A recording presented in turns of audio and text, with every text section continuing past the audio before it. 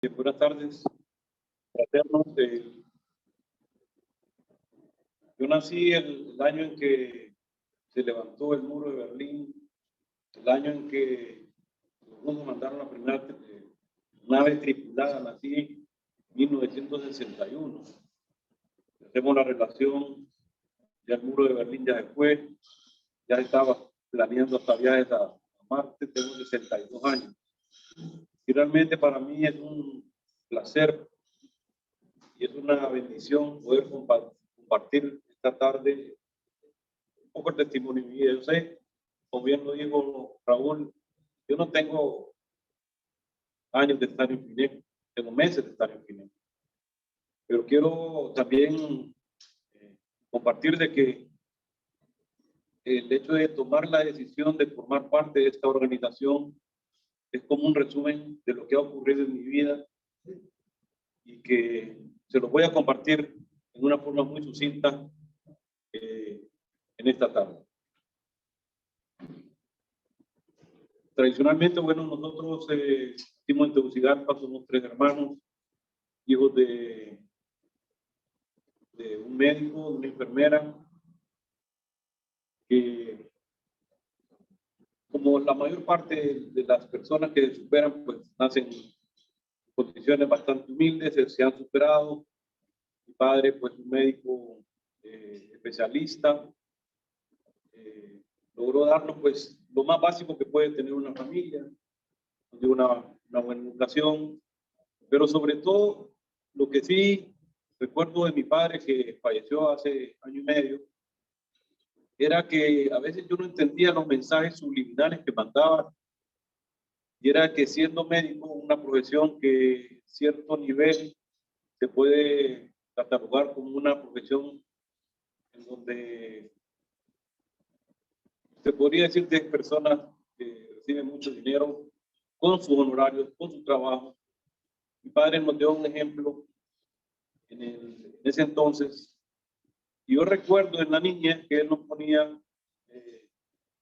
una vez al mes, tenía una cajita y nos ponía a contar los recibos de las consultas que él daba al sector privado. Él trabajaba en el Instituto Hondureño de Seguridad Social y en lo privado daba consultas en el centro médico. Y mucho tiempo después yo me di cuenta de que ese ejercicio que mi papá nos ponía a revisar los papelitos, subliminalmente nos estaba dando un mensaje de educación. Y era que cuando nosotros estábamos allá por los años 1970, el dólar, el cambio estaba más o menos a 2-1. Nosotros mirábamos lo que a mi papá cobraba por eso.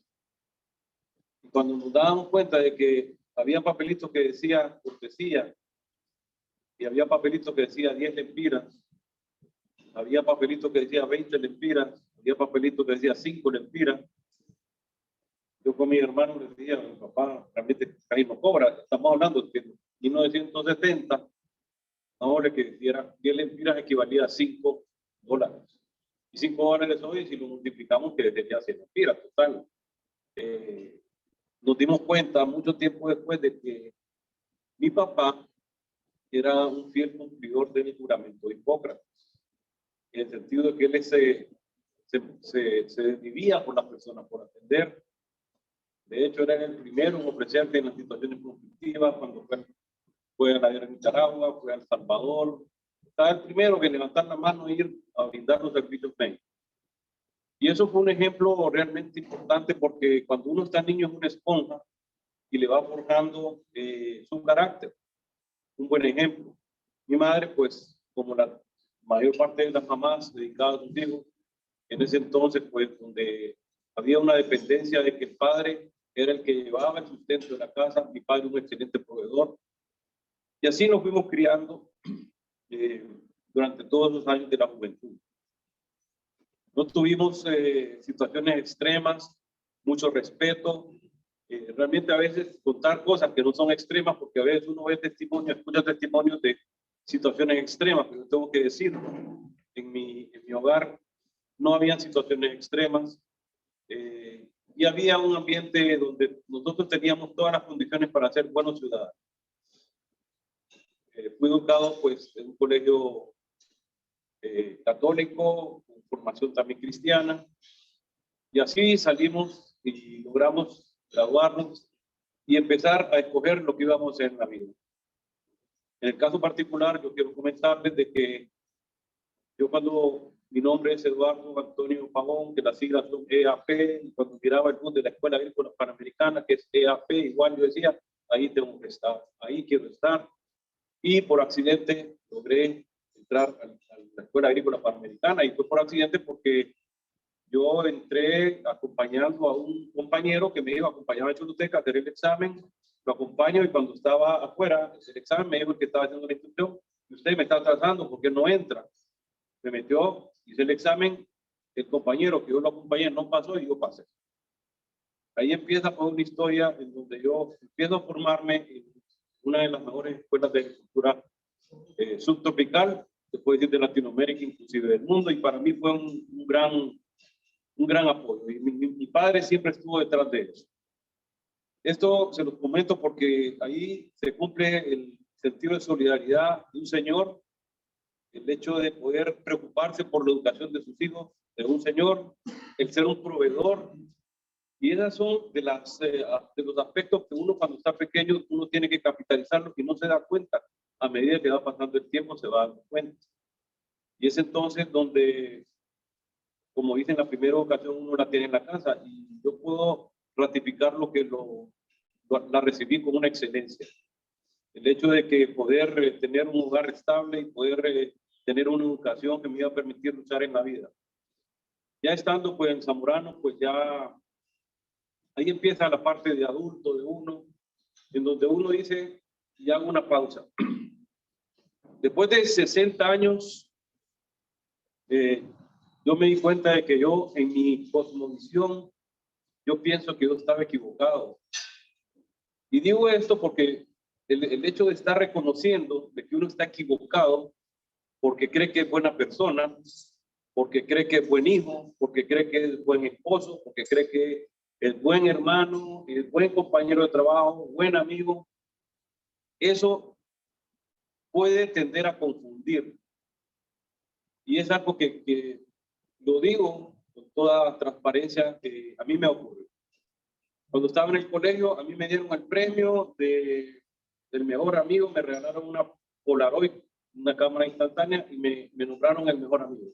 Cuando llegué al Zamorano, en el Zamorano ocurría una situación muy particular. Como no había internet, obviamente los estudiantes estaban muy pendientes del correo epistolar, de las cartas, es donde siempre se nombraba por país a un representante que era el que recogía el correo que recibía toda la colonia ecuatoriana, colombiana, peruana, el caso de Honduras igual.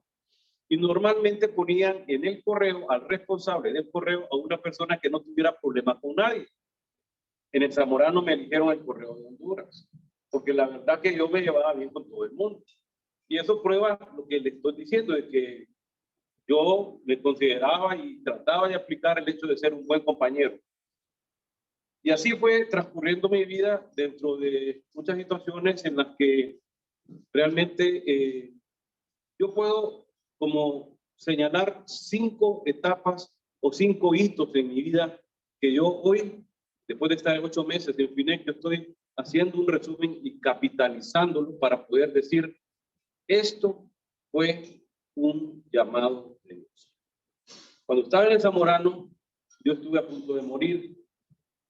En segundo año, hicimos una excursión a Pulapanzá y por las locuras, por a veces ser intrépido y en ese momento creo que tenía un par de cervezas entre pecho y espalda y el grupo estaba en una euforia de juventud. Empezamos a meternos en una piscina en donde se formaba un remolino, lo que conocen la panza pueden dar fe de eso, y era el juego de estar al centro de la piscina y regresando el remolino a la orilla, al centro, a la orilla. De repente a alguien se le ocurre, ¿por qué no nos cruzamos al otro lado? Y es ahí donde empezamos a cruzar. Se cruzaron todos, nos quedamos una un compañero y yo, y entonces yo no quería cruzarme, pero me dijo, bueno, cuidado. Entonces yo decidí cruzar. El hecho es que yo me crucé, y cuando me crucé, según mi cuenta, yo estaba en una piscina, sacó la cabeza, y en eso había unos rápidos y trago agua. Cuando trago agua, me paralizo, no sigo nada. Cuando no sigo nadando, prácticamente yo me fui como un robo. Y se me había olvidado que eran cataratas de Putapacha. Iba directamente a los 45 metros de caída libre.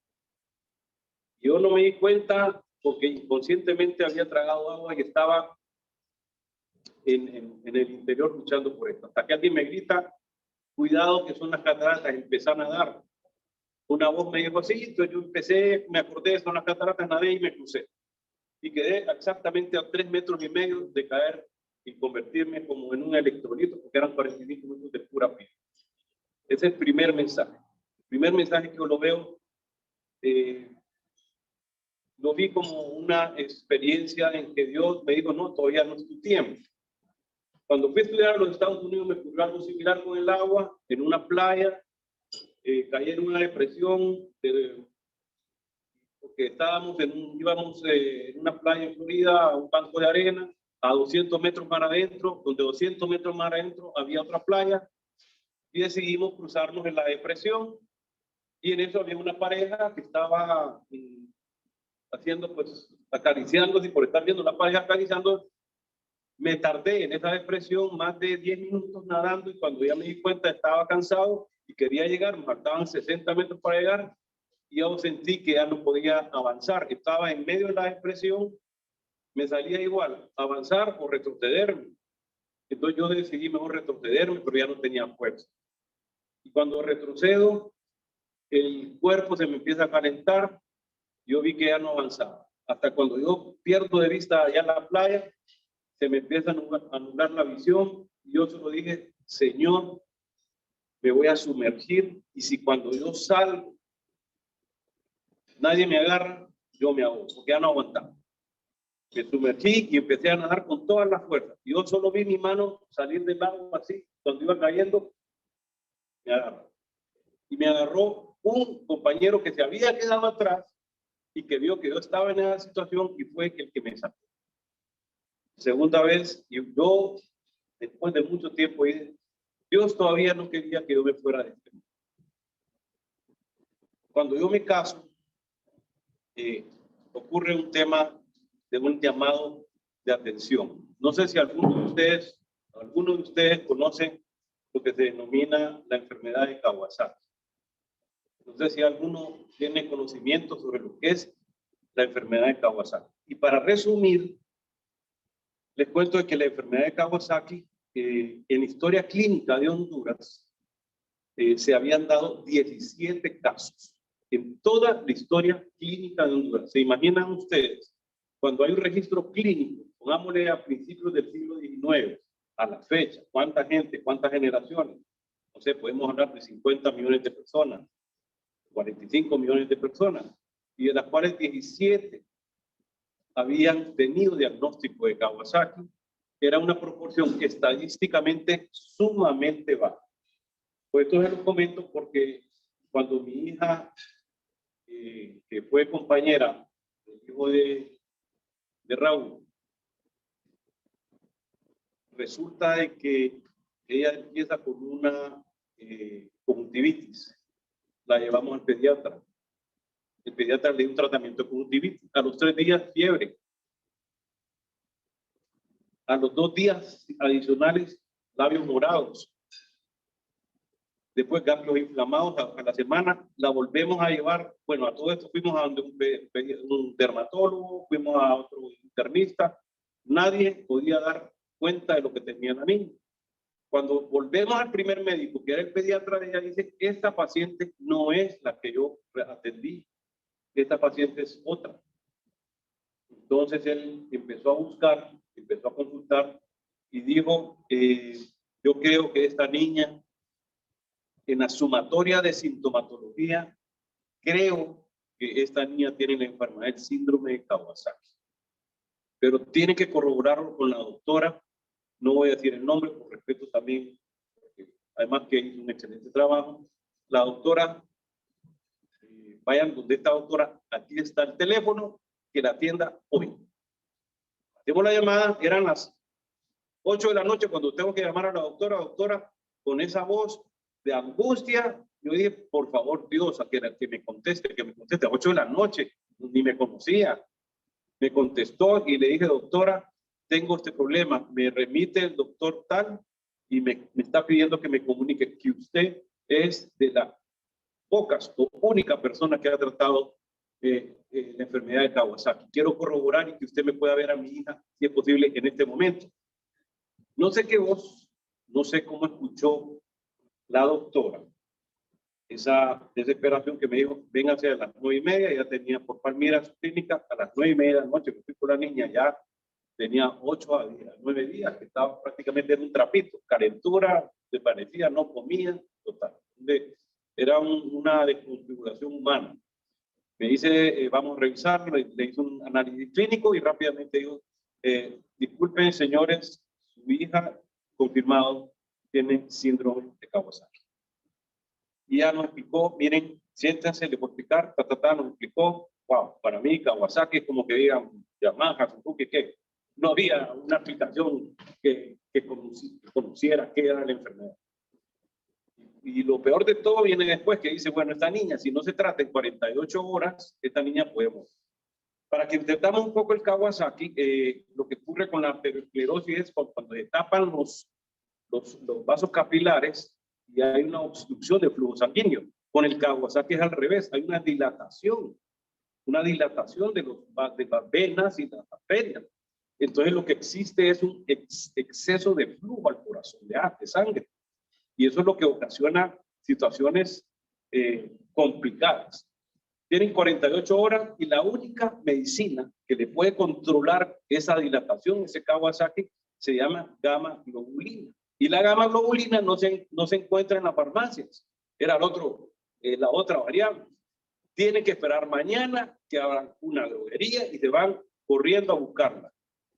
Pues ustedes deben de analizar qué tipo de noche fue aquella. Con una noticia de una enfermedad que no sabíamos, con una necesitación de medicamentos que no estaba y el postre era que la dosis del medicamento costaba 150,000 lempiras. Tenía 24, 36 horas para comprarlo y aplicarlo. Gracias a Dios, yo tenía un seguro y el seguro me sirvió como de respaldo económico para poder hacer la compra. Ese es un punto a favor. El problema era que las droguerías no tenían el medicamento. Fuimos a la 1, a la 2, a la 3 y solo me quedaban 2 o 3. A la quinta droguería me dicen, señor, tenemos una dosis y tiene que venirse ya porque la están pidiendo en otro lado. Total que hice los arreglos, pero de una forma meteórica, no me acuerdo cómo, pero yo honré el pago de eso, gracias al seguro, y me dieron el tratamiento. Salimos como locos en una hielera con el tratamiento, se internó a la niña, se le aplicó y se empezó a normalizar. Cuando se empieza a normalizar, viene la doctora y nos dice, esta niña ha sido tratada pues en el tiempo que yo les dije, perfecto. La historia clínica, la historia de esta enfermedad es de que ocurre en niños entre 4 y 5 años y normalmente a los 18 y a los 19 años estos pacientes colapsan. Entonces, ¿cómo que colapsan? Se puede llegar a morir. Y eso le está diciendo el doctor. Estamos hablando de que le están diciendo que la niña está muriendo, que pasó la crisis porque se le bajó la temperatura, se normalizaron sus signos y ya cuando estaba todo nos dijo y nos dio de noticia. Señores, se salvó la niña, pero quiero decirle y se le fraga. Esta niña puede morir cuando esté cumpliendo 18 años. O 19. Tercera prueba. Eso implica, se imaginan que usted le digan, dentro de 15 años, su hija o su hijo va a morir. ¿Cómo ustedes pueden traducir eso al vínculo sentimental, sabiendo que cada vez que miran a un niño puede ser los últimos días, pues está viendo a un niño que ya se va a morir. O sea, es bien traducir eso a la parte sentimental fue sumamente fuerte. Yo solo le dije, Señor, tú me la libraste de poderla salvar. Encontramos esa dosis y nos permitiste aplicarse. Te doy gracias por eso. Ahora te pido que nos dé fortaleza para que estos 15 años que faltan podamos resistir. La niña salió de la escuela donde también fue compañera de Raúl, fue compañeros, y decide estudiar lo mismo que su papá estudió. Ella aplicó a la Escuela Agrícola Panamericana. 16 años, 17 años tenía ella cuando sale graduada de su colegio y ya se acercaba la fecha de los 18 años. A los 18 años, 19 años, era la fecha crítica. Entonces, para mí era una situación bien complicada el poder todos esos años enfrentar ese dolor de cabeza, esa incertidumbre. En todos estos años, quiero serlo honesto, era muy eventual el que yo recurriera a Dios. Porque yo perdí mucho la fe. Perdí mucho la fe porque en esos años ocurrieron eventos que al ser humano, por ser humano y aplicar la pirámide de Maslow, uno dice, estos eventos pueden transformar a la gente. Lo que ocurre normalmente en la vida profesional, cuando alguien tiene ingresos económicos buenos, cierto poder, buenas relaciones, y a mí se me fue olvidando subliminalmente mi condena y se me fue olvidando el que Dios me había dado una oportunidad. El asunto es rápidamente, no quiero avanzar a abundar en esto, pero sí, pasó los 18 años, la niña se graduó, llegó el año crítico, se graduó. Gracias a Dios, este mes de junio de este año se está graduando de una maestría en la Universidad de Bilbao, en Bélgica.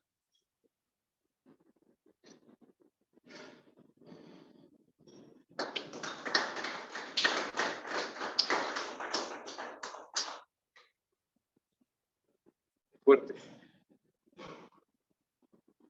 Tercera puesta.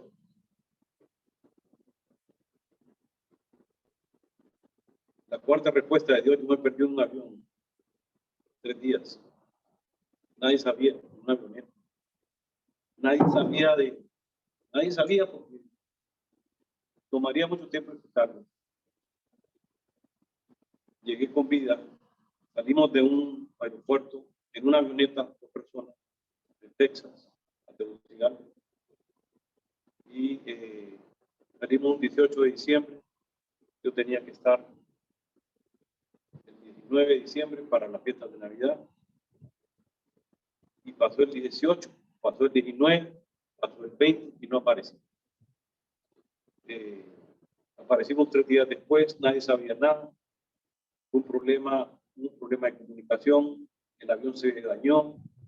Por obra y gracia de Dios, llegamos en una tarde que no había visibilidad, nublada, sin instrumentos, y aterrizamos. De hecho, ya teníamos un reporte de la Fuerza Aérea tiene un equipo que se llama SAR, Search and Rescue, y habían 2 helicópteros para buscarnos porque llevaban la ruta que traían, y aterrizamos. Y ese fue otro cuarto llamado que Dios me trajo. Todavía no es tu turno. Te mandé una lección, y la lección fue tu hijo. Te mandé 2 avisos y 2 alertas. Señores, yo hace 8 meses entré a FINEC. Y van a decir, bueno, ¿por qué ahorita? Porque yo tengo compañeros, no se le decía, Raúl, yo tengo compañeros en FINEC que tienen muchos años. Quiero compartirles algo. Yo el fin de semana pasado yo fui a mi primer Sahel. Y yo iba con una persona con la cual tiene 7 años de estar en FINEC. Y yo le digo, don Alex, ¿y usted cuántos Saheles ha ido? Entonces me dice, no, yo no he ido a ninguno. ¿Y por qué no ha ido? No, no me supo decir por qué no, pero yo dije, bueno, yo sentí el deseo y fue la tercera vez porque yo había querido ir al Sahel. Yo entré en junio, yo quería ir al Sahel en noviembre, me avisaron de que estaba lleno. No, perdón, en octubre estaba lleno, en noviembre estaba lleno, en diciembre ya no hubo Sahel, sino que fue, ¿cómo fue? Perdón, en noviembre no pude ir, en enero era el primero de este año, entiendo, ¿no? Tampoco, me cancelaron el Sahel, me dijeron vaya hasta febrero y me lograron. Entonces yo ya no creía en el presidente de mi capítulo y ya estaba bastante molesto porque yo quería estar en el Sahel, no sé, tenía un deseo. Y esto lo comparto porque, miren, cuando hace uno un resumen de la vida y cuando uno conoce, empieza a conocer lo que es la organización, uno puede tener un prejuicio y uno puede tener, así como yo decía, si yo soy buena persona, yo soy, y eso no es suficiente. Yo tuve un matrimonio y eso es una cosa bien importante que les quiero compartir. Mi matrimonio se desapareció, 23 años. Y hace poco mi hija me dio una respuesta a algo. Mi hija mayor, no la que tuvo Kawasaki, la mayor. Porque ella tenía un problema y yo le dije, hija, usted no tenga problemas, encomiéndese a Dios. Y mi hija me voltea a ver y me dice, papi, usted nunca nos habló de Dios en todos los 23 años. Me viene a hablar de Dios ahora. Miren, yo no supe qué decirle, porque tenía razón. Ustedes saben que toda causa tiene su efecto. El efecto de un chiste es la risa. El efecto de la tristeza es el llanto. El efecto de la lectura es el conocimiento. El efecto del estudio y la investigación es la sabiduría. Y el efecto de la ausencia de Dios es las tinieblas. Es el oscurantismo.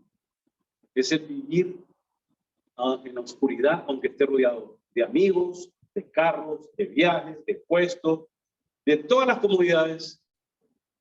Es las tinieblas. Es una dicotomía en donde no hay grises. Aquí, o estamos con Dios o no estamos con Dios. No podemos estar medio con Dios y medio con el otro.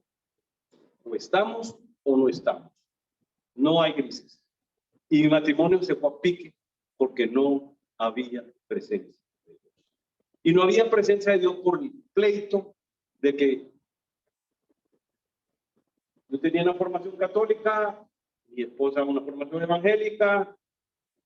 En esa pelea, no hay que bautizar, que no hay que, y en ese pleito, al final, yo desistí y yo, como dice Efesios, creo que es Efesios 5:23, el hombre tiene que ser cabeza de familia. Y la primera de Timoteo 2:12 dice, el hombre tiene que tener el liderazgo y la prioridad para tomar las decisiones en su hogar. Por ahí más o menos, no es literal lo que le estoy diciendo. Pero si uno en la casa delega a que el liderazgo de la formación espiritual lo va a hacer la mujer, no creo que sea lo correcto de acuerdo a lo que dice la Biblia, porque en una casa en donde el papá y donde el jefe de familia lidera el poder espiritual, es mucho más fácil todo. Porque si no se vuelve como pensábamos antes, la religión es para las mujeres y para los hombres las diversiones.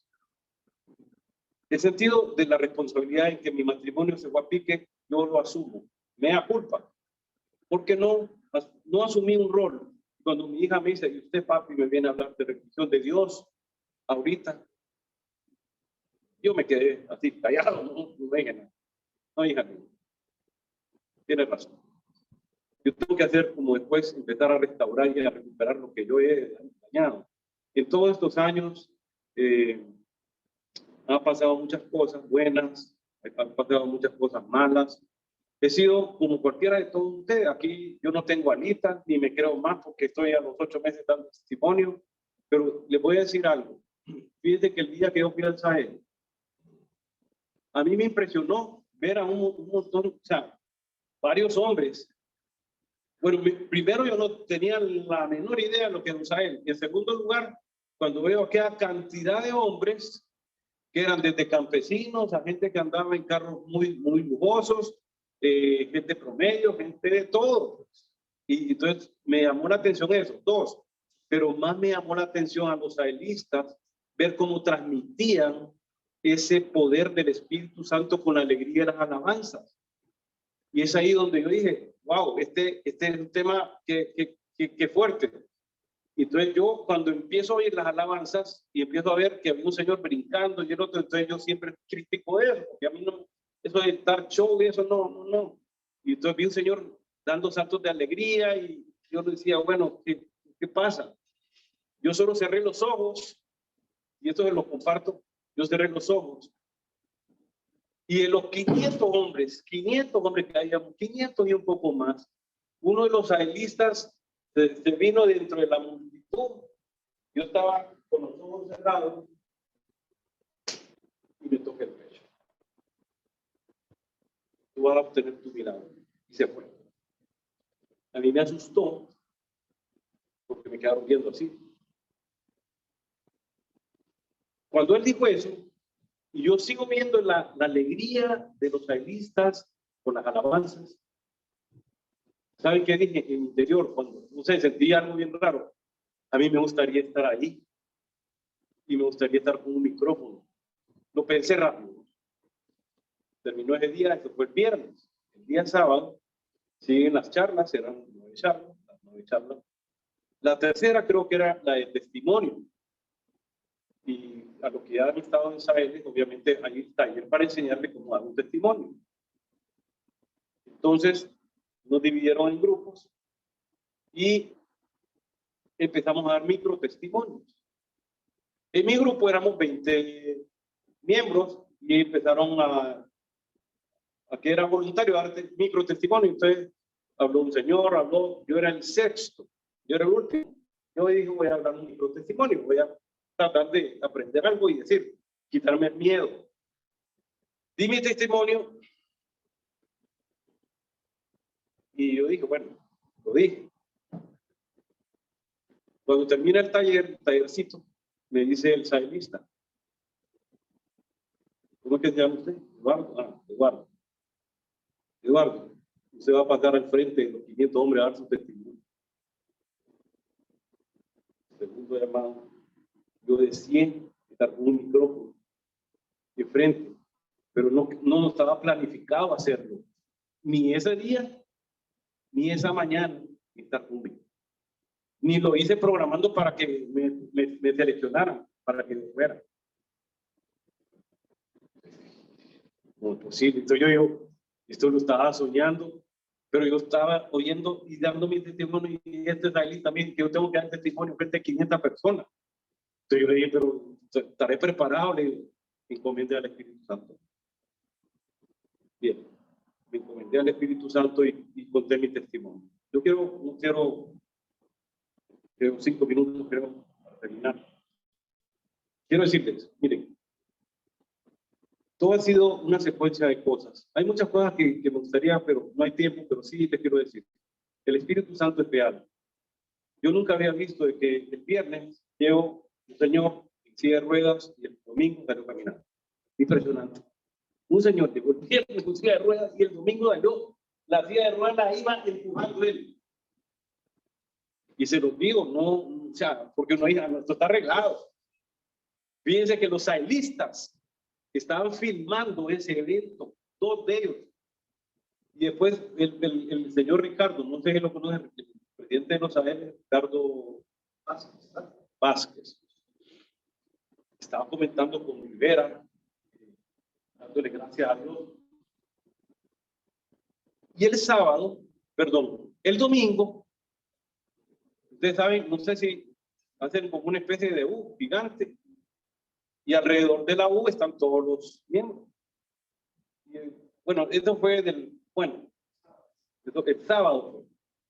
El sábado, después de que di mi testimonio y empezamos a hacer la invocación del Espíritu Santo que viniera, no paré de llorar. No paré Yo me decía, ¿cómo es posible que estoy llorando enfrente? No paré de llorar, no podía dejar de llorar. Digo, ¿qué pasa? No, entonces, un muchacho que estaba al lado, 17 años, me abraza, me dice, el Espíritu Santo está aquí. Un cipote, cipotío. ¿Cómo se siente? Bien, le digo, bien. Entonces ya, eso fue el sábado, se me olvidó contárselo. El domingo, cuando ya eran las últimas reuniones y la alabanza del domingo, empiezan las alabanzas y es que se empieza a llenar el espacio y empieza a llenarse de hombres saltando y bailando, y yo nunca me miré, yo estaba ahí bailando, saltando, y en esa bailadera y dando vueltas yo me encuentro al muchacho que me lo 500 personas y que me encontré y me, ¿cómo amaneció hoy? Feliz, le digo, feliz. Quería compartírselo porque son micro testimonios, pero son satisfacciones impresionantes. Yo quiero decirles, yo le pedí mis papeletas por la salud de mi hija mayor que tiene un problema de tiroides. En junio empecé a escribir varias cosas. Por la salud de mi hija mayor, por un problema de tiroides, no la que tenía Kawasaki, la mayor. Tenía un problema serio. Desde la encomendé a Dios, la que me dijo, papi, usted nunca ha hablado de Dios. Ella. Pedí por ella, y todos los días escribía, Señor, que curen a Vivian, pura Vivian. Entre otras cosas, pedía que me ayude a pagar mis deudas y compromisos, porque me acumulé, estuve en 2022 sin ingresos, y que me consiga un trabajo a los 62 años. Y de postre, en julio, yo tuve un problema, bueno, la separación me llevó que yo prácticamente mis bienes se los pagué a mí. Yo me quedé con un vehículo y no lo pude pagar, me lo quitaron en julio, de postre. Y también le pedí ahí, dame un vehículo. Hace 40 días, mi hija me dice, papi, me detectaron un problema pulmonar. Eso era lo que me estaba ocasionando lo grave que he estado. Y hoy ya estoy sana, ya estoy curada. Ya no tengo ese problema, desapareció, inexplicablemente desapareció. 2 de noviembre me dice un amigo, Eduardo, ¿estás trabajando? No. Tenemos una nueva empresa, vos vas a ser distribuidor para Nicaragua, de nuestra empresa exclusiva. Vas a ir a Nicaragua, vas a hacer un sondeo y en diciembre venís. Cuando yo vengo, me voy a Nicaragua, hago el levantamiento de los productos y traigo aquí este mi informe. Y cuando van el informe, hacen corroboración de datos, de prospección, y dices, wow, buen trabajo hiciste, pero cambiamos la oferta. Vas a tener la distribución en Nicaragua y vas a ser el gerente de desarrollo empresarial y capacitación de nuestra empresa, con un salario y además de eso tener derecho a un vehículo. Te lo digo porque todo es por obra, gracia, vivir en un papelito, tener la fe ciega en que para Dios no hay nada imposible, solo que tenemos que comportarnos con obediencia. No somos perfectos, somos los más pecadores del mundo, somos débiles de la carne, tampoco es que tenemos alitas y que, ya, no, tenemos que reconocer que somos débiles, tenemos que todos los días pedir fortaleza, porque todos los días podemos caer, pero todos los días está Dios viéndonos, levantándonos y diciendo, tú vas a ser inscrito en el libro eterno de la vida. Este testimonio fraterno para la obra y gloria de nuestro Señor.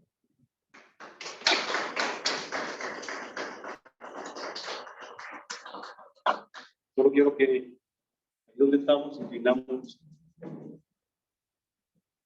la cabeza para este llamado. Padre Celestial, repitamos, Padre Celestial, reconocemos que somos pecadores, reconocemos que somos débiles de carne. Necesitamos que el Espíritu Santo